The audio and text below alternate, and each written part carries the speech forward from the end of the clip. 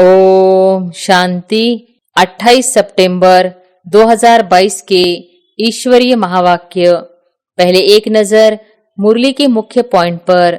बाबा ने कहा, जितना देही अभिमानी बनेंगे, बाप को अच्छी रीति याद करेंगे तो विक्रमाजीत बनेंगे। ब्राह्मण कुलभूषण को तो बिल्कुल हास दुख नहीं आना चाहिए। उनको कहा जाता है महावीर। हम आत्मा हैं, हमारा बाप निराकार शिव है।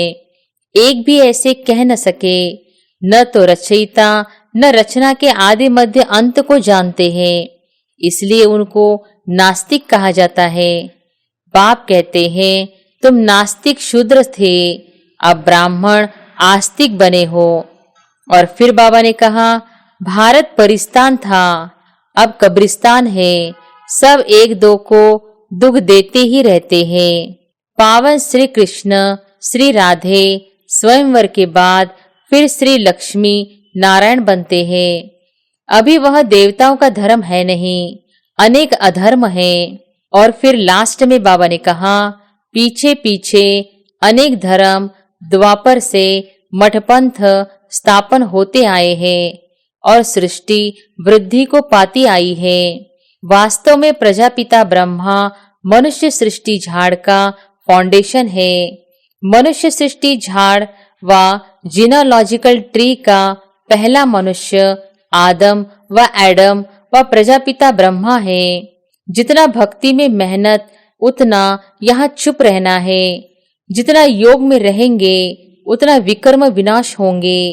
कोई तो ऐसे मूर्ख बन जाते हैं, कहते हैं कि हमारा तो डायरेक्ट शिव बाबा से कनेक्शन है, परंतु ब्रह्मा के आगे तो जरूर आना पड़ेगा ना।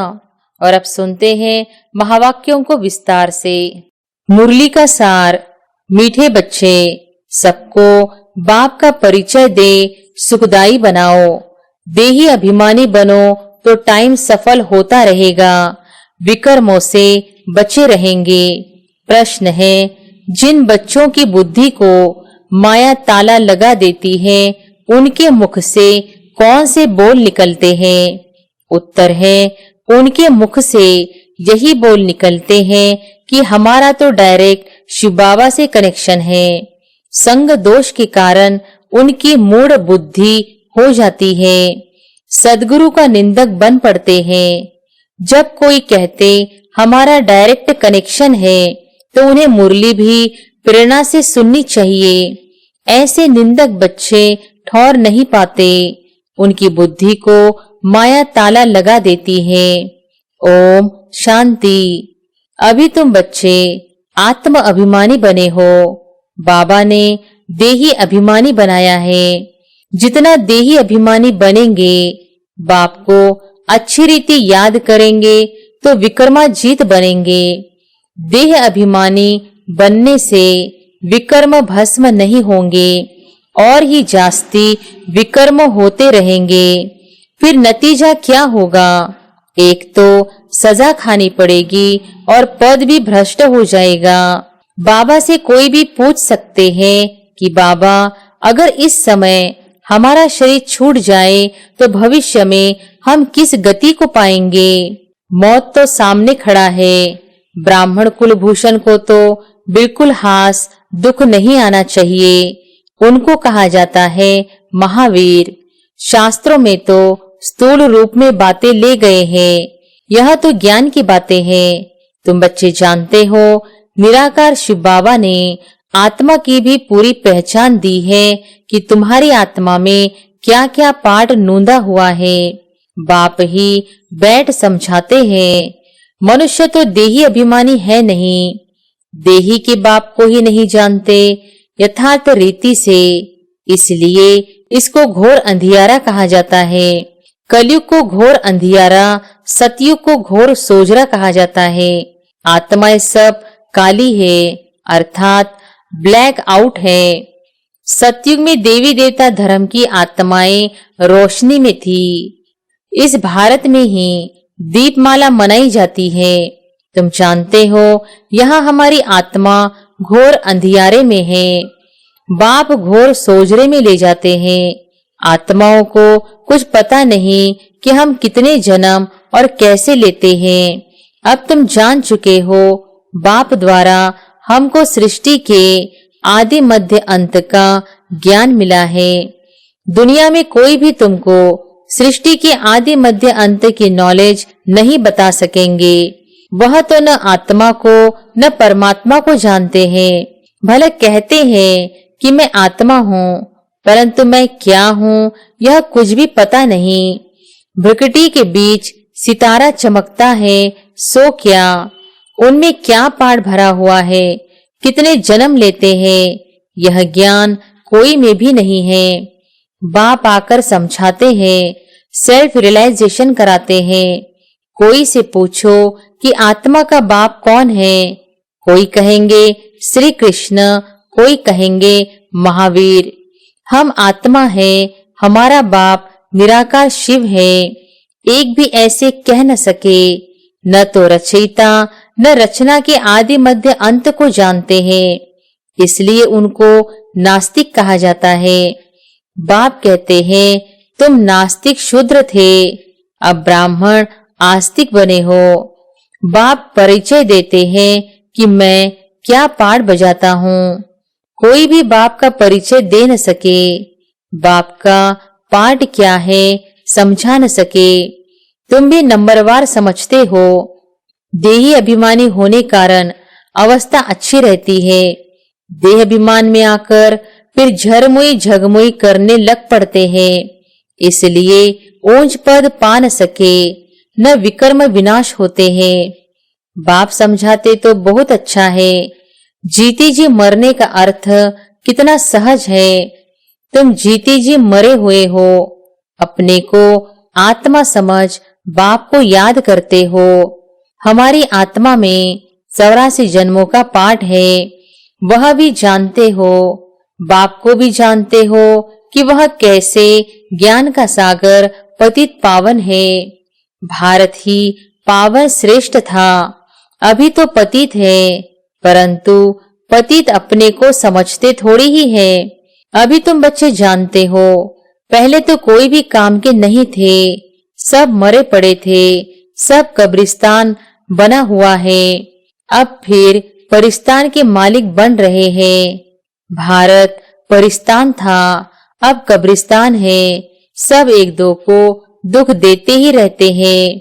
बाप कहते हैं कि अभी तुम सबको बाप का परिचय दे सुखदाई बनाओ। देही अभिमानी न होने कारण टाइम वेस्ट करते रहते हैं। घड़ी घड़ी देह अभिमान आ जाता है।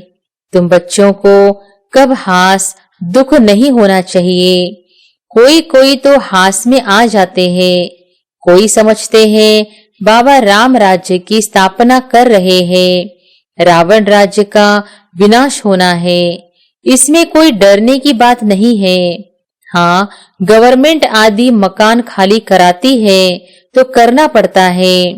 बाबा की याद में शरीर भी छूट जाए तो अच्छा है। सदैव तैयार रहना चाहिए। माया का वार अच्छे अच्छे बच्चों पर भी हो जाता है। कोई तो ऐसे मूर्ख बन जाते हैं, कहते हैं कि हमारा तो डायरेक्ट शिव बाबा से कनेक्शन है, परंतु ब्रह्मा के आगे तो जरूर आना पड़ेगा ना। अच्छा, घर में भी जाकर बैठ जाओ, फिर मुरली कैसे सुनेंगे, क्या करेंगे? कहते यह ब्रह्मा भी पुरुषार्थी है, हम भी पुरुषार्थी है। पढ़ते तो सब शिव बाबा से हैं, परंतु ब्रह्मा पास आएंगे तब तो सुनेंगे ना। प्रेरणा से सुनकर दिखाओ तो मालूम पड़े। फिर कभी कभी बाबा मुरली बंद भी कर देते हैं। ब्रह्मा से जन्म लिया और मर गया, फिर खत्म, वर्षा कैसे पाएंगे? ऐसे भी मंद बुद्धि बहुत संग दोष में खराब हो जाते हैं। फिर बताओ उनकी क्या गति होगी?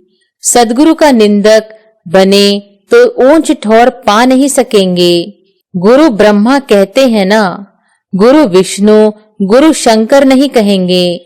गुरु सिर्फ ब्रह्मा ही है। तुम भी माता गुरु बनती हो, सदगुरु द्वारा बनी हो, न कि कलयुगी गुरुओं द्वारा। तुम ब्राह्मण ब्राह्मणियां बनी हो, तुम्हारी है रूहानी यात्रा। मेहनत है। माया किसकी बुद्धि को ताला लगा देती है तो फिर उल्टा सुल्टा बोलते रहते हैं, वेस्ट ऑफ टाइम करते रहते हैं।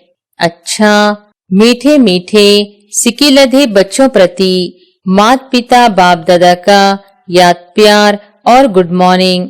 रूहानी बाप की रूहानी बच्चों को नमस्ते। बाप दादा के हस्त लिखित पत्रों की कॉपी। ज्ञान के सागर पतित पावन निराकार शिव भगवान वॉच अपने रथ प्रजापिता ब्रह्मा द्वारा सर्व ब्राह्मण कुलभूषण ब्रह्मा मुख वंशावली ब्रह्मा कुमार कुमारियों प्रति। हे बच्चों, तुमको समझाया गया है कि पतित पावन को पतित दुनिया में आकर पतित शरीर में प्रवेश करना पड़ता है। वह पतित शरीर कौन सा है जो पूरे 84 जन्मों का चक्र लगाकर अभी अंतिम जन्म में है। पहला जन्म तो है पावन श्री कृष्ण श्री राधे। स्वयंवर के बाद फिर श्री लक्ष्मी नारायण बनते हैं। अभी वह देवताओं का धर्म है नहीं, अनेक अधर्म है। अब फिर से बाप आकर वही सतयुगी देवी देवताओं का धर्म स्थापन करते हैं। प्रजापिता ब्रह्मा मुख वंशावली बच्चे जो ब्राह्मण ब्राह्मणी कहलाते हैं, आत्मा रूप में आपस में भाई भाई है। फिर ब्रह्मा द्वारा एडॉप्ट हो भाई बहन बनते हैं। वर्षा पाना है ब्रह्मा कुमार कुमारियों को परमपिता परमात्मा से।